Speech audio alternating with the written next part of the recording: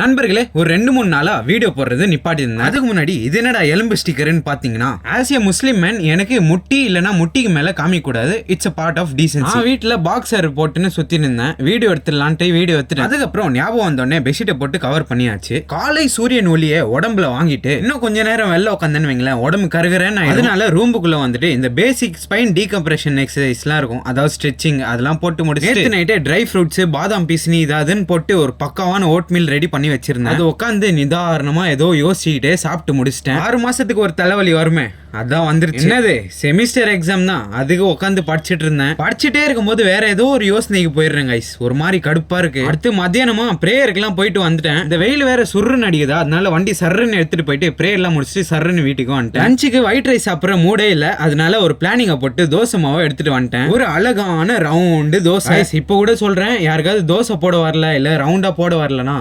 என்னோட course join பண்ணிக்கோங்க.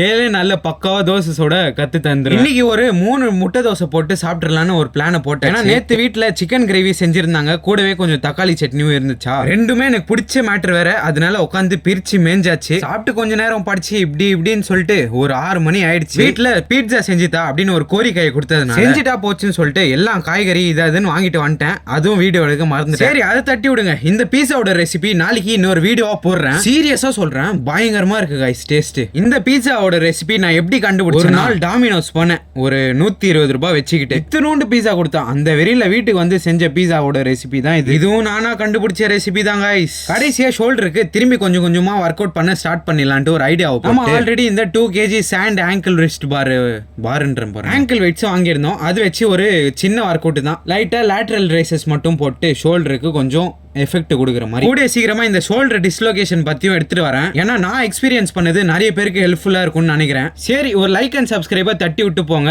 Bye guys.